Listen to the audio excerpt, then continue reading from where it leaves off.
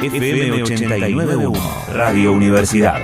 7 minutos ya de las 10 de la mañana y vamos a hablar de un análisis interesante, ¿no? Porque siempre cuando hablamos de encuestas o cuando hablamos de consultoras nos centramos mucho en lo político, ¿no? En lo socioeconómico, ¿no? Había a veces como rondando esas áreas. Pero ahora vamos a hablar de los medios, vamos a hablar de lo que consume la gente y de un último informe sobre las características de las audiencias en radio, tanto en la ciudad de Buenos Aires como en la provincia, ¿no? Un monitor mensual que se estuvo realizando con el análisis de distintos expertos y de la mano, obviamente, de proyección, porque lo tenemos en línea Manuel Zunino, docente de la Universidad Nacional de La Matanza y sociólogo de proyección consultores, para charlar sobre este informe tan interesante. ¿Qué tal, Manuel? Luz Salomón y Daniel, te saludamos.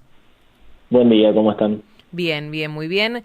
Cuando uno habla de medios o cuando empieza a hacer este tipo de análisis, en este último tiempo en particular aparecen cosas nuevas, ¿no? Porque quizás la radio o la televisión no se ubican como las principales, los principales medios de consumo, porque aparecieron otros nuevos como el streaming, como las plataformas, como también el momento de, que yo lo tomo como un medio de comunicación también, porque el momento gaming, ¿no? O el momento de los gamers también se toma como en franja de diaria, qué cantidad de tiempo ocupa o qué cantidad de gente consume este tipo de juegos y se comunica entre sí.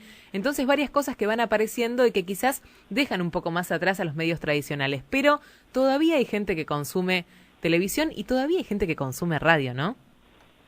Sí, totalmente. Si bien es cierto, como decís vos, que se diversificó el consumo de información o de plataformas a través de las cuales las personas se informan o acceden a información, y como bien marcás, la comunicación se digitalizó mucho. Uh-huh. Hoy tienen un peso muy grande los portales digitales, la gente accede a través de redes sociales a información en distintos formatos, sea de audio, de video o de imagen. A pesar de eso, todavía cuando hacemos una encuesta y preguntamos cuál es el principal lugar en el que confían para informarse sobre cuestiones políticas, ahí todavía, o información en general, ahí todavía la televisión y la radio siguen jugando un papel preponderante. Uh-huh. La gente sigue consumiendo este tipo de formatos, sobre todo pensando en la posibilidad de informarse en la televisión, y en la radio encontramos otras cuestiones. Ahí aparecen un consumo que tiene que ver no solamente con la necesidad de adquirir información que consideran válida y confiable, que esto es el principal uso que se le da a la radio, sino también encontrar una compañía. Mucha gente escucha radio para sentirse acompañado, y en tercer lugar, para divertirse o para distraerse. Esos son los tres principales motivos por los cuales hoy la gente sigue eligiendo la radio. Mucha gente sigue eligiendo la radio: informarse, sentirse acompañado y además, entretenerse, divertirse, distraerse. Sí, porque aparte, la radio, a diferencia de otros medios, lo que tiene es esto, ¿no? De poder acompañar durante otras actividades, donde uno no necesita, quizás como en la tele, estar atento a la lectura de un graph, ¿no? Que te acompañe esa imagen, o un diario donde uno está atento realmente leyendo, o en la web con los portales, ¿no? Es como que la radio puede estar ahí puesta, uno puede estar haciendo otras cosas y vamos escuchando y nos vamos informando. Por eso es uno de los medios más amigables, si se quiere, y más sencillos de entender al momento de hacer otras cosas. Pero si bien veo que en el informe que ustedes hicieron, en este nuevo estudio, dividieron por sexo, por lugar de población, ¿no? Por lugar habitacional. También estaba viendo que tiene que ver con el nivel educativo, ¿no? Que tiene cada población y el consumo de la radio que hacen según este nivel socioeconómico. Pero también te pregunto, ¿no? Porque uno a veces, como ve la aparición de los podcasts, ¿no? Y de las variantes que tiene la radio con la transmisión web, a veces uno dice, bueno, pero ¿qué pasa? ¿Se pierde esto? Uno escuchaba la radio y quizás en nuestra época teníamos que grabar con un cassette cuando éramos más chicos, ¿no? Para poder conseguir ese tema que estaba sonando, o para poder tener grabada una nota. Ahora uno vuelve a la web, vuelve a un podcast, o podés ir a las distintas páginas de cada radio y retomar ese tema que escuchaste o retomar esa nota que te interesó Eso también, ¿no? Hace que quizás la radio en vivo pierda un poco de audiencia. En cuanto a las edades, ¿quiénes siguen consumiendo radio? Mira, la radio es un medio consumido principalmente por personas adultas. En general, los que más consumen radio y sobre todo los que lo hacen con más frecuencia, los que lo hacen a diario, son los adultos mayores. A medida que descendemos en las franjas etarias, cae el consumo de radio. Específicamente, las personas entre 16 y 24 años, solamente el 13% escucha a diario, escucha todos los días un programa de radio. Claro. Lo hacen mucho más de esta forma que decís vos, ¿no? A demanda. Van a buscar un podcast, saben dónde encontrar dónde buscar lo que quieren encontrar. Claro. Pero las personas adultas y adultas mayores siguen escuchando radio con mucha frecuencia. Hoy, en términos totales, en la población de Ciudad de Buenos Aires y Provincia de Buenos Aires, casi el 40% escucha radio todos los días. Por lo menos en un momento del día escucha todos los días. Cuando vamos a la población mayor de 55 años, esto crece al 70%. Como te decía, si vamos a la franja etaria más joven, cae al 13% de los oyentes diarios, ¿no?, que escuchan todos los días. Ahí sí, cambiaron las rutinas, cambiaron las formas de acceder a los contenidos, pero en términos generales, un dato que a nosotros la verdad nos sorprendió también y a todos con los que lo compartimos nos sorprende, la forma en la que se sigue escuchando radio mayoritariamente es a través de los aparatos tradicionales de radio. Claro. Esa es la plataforma, por decirlo de alguna manera, a través de la cual la gente sintoniza las radios en su mayoría. Obviamente también la radio del auto, obviamente las páginas web de las radios, bueno, y otros formatos de streaming, etcétera, pero sigue siendo el aparato de radio un compañero en las casas, en los trabajos, muy habitual y muy frecuente. Manuel, ¿cómo te va? Buen día, Daniel es mi nombre. Te quería preguntar con respecto al consumo de radio, ¿qué se consume más, FM o AM, si es que todavía esa divisoria existe, ¿no? Sí, obviamente hay situaciones híbridas también, hay FMs informativas, claro, y FMs musicales. Eso claro, también hace difícil a veces medirlo. Nosotros venimos midiendo, este informe que presentamos ayer son las conclusiones agrupadas de todo el año, de todo el 2021, desde abril hasta noviembre, hicimos una medición mensual. Lo que vemos es que compiten, por decirlo de alguna manera, cabeza a cabeza la AM y las FM informativas. Hoy hay muchos formatos de FM que son un poco híbridos, ¿no? Claro. Que mezclan música, entretenimiento con información. Tenemos muchos casos de radios, de las principales radios, estamos hablando de la FM 100, que tiene una mañana informativa, por ejemplo, bueno, la Metro, Urbana, que ahora está de alguna manera reemplazando un poco o llevándose la audiencia a la Metro, Pop, Rock and Pop, así que hay cierta hibridación, y un dato que nos llamó la atención, que presentamos en el informe pasado, es que en general los oyentes de AM piden más música y los oyentes de FM piden más información.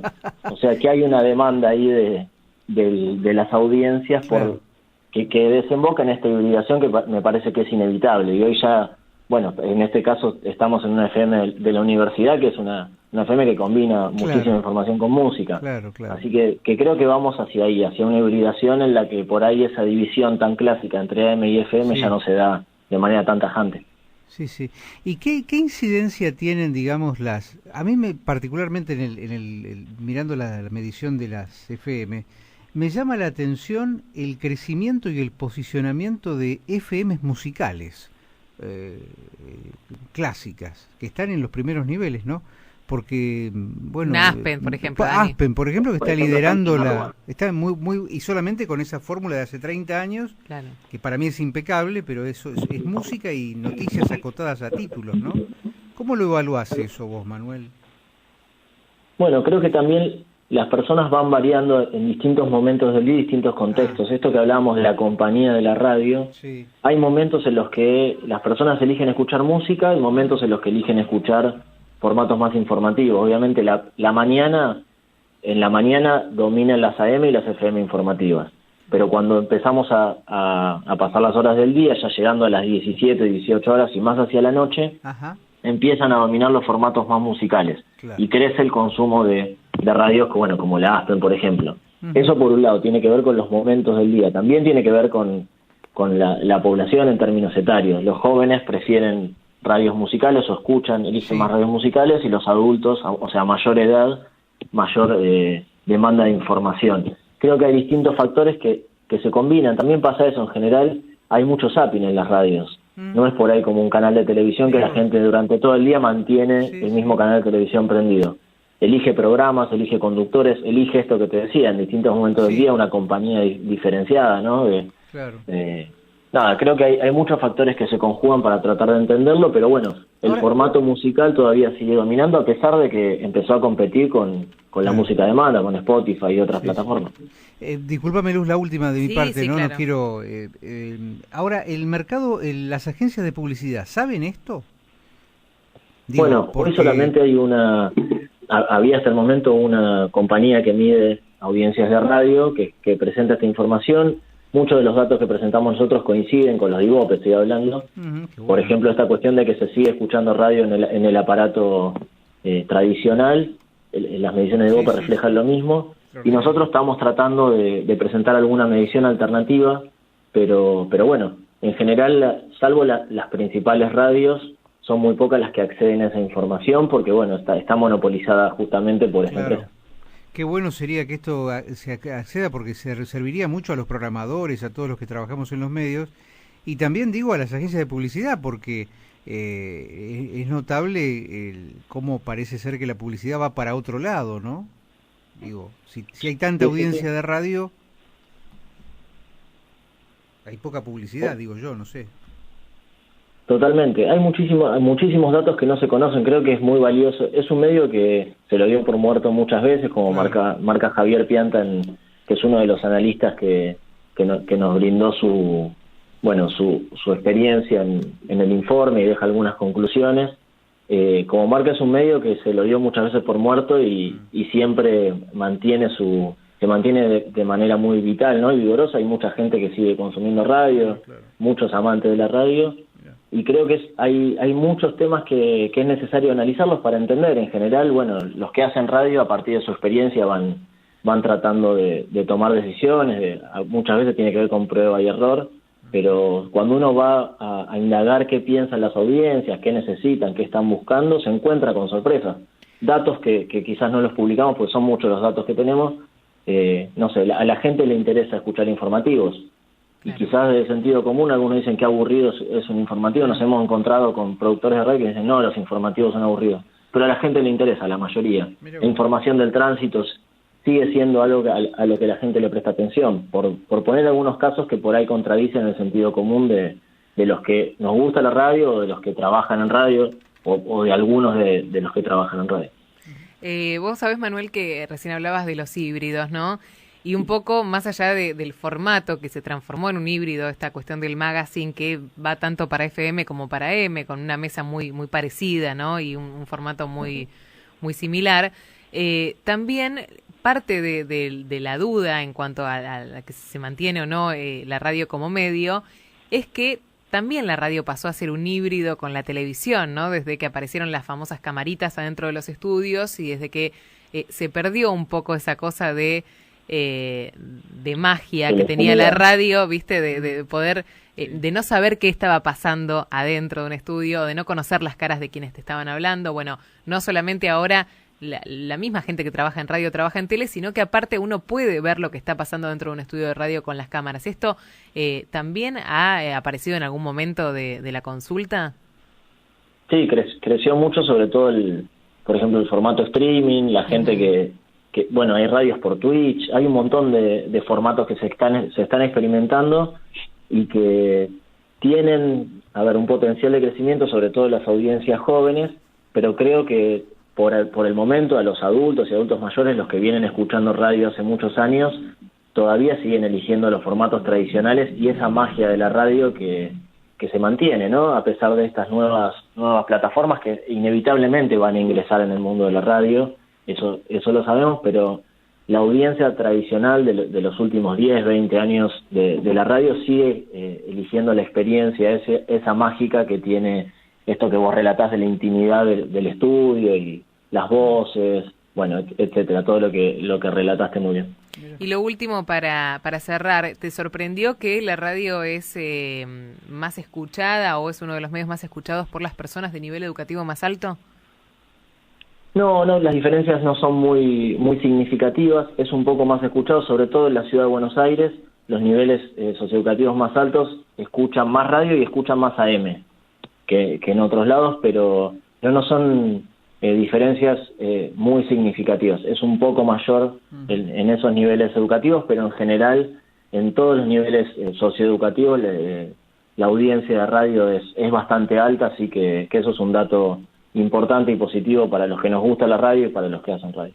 Totalmente. Gracias por esta comunicación, por traernos este informe tan interesante para nosotros y tan nuestro, ¿no? También porque tiene que ver con lo que hacemos todos los días, con este monitor de audiencia de radio, este informe anual, y por explicarlo tan sencillo y tan bien. Manuel, gracias.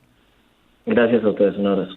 Manuel Zunino, con nosotros charlando en el aire de Radio Universidad, docente de la Universidad Nacional de La Matanza y sociólogo de Proyección Consultores, hablando sobre este análisis sociodemográfico de las audiencias de radio cuando pasaron 23 minutos de las 10. Desde la Universidad Nacional de La Matanza, Radio Universidad FM 89.1. Siempre cerca.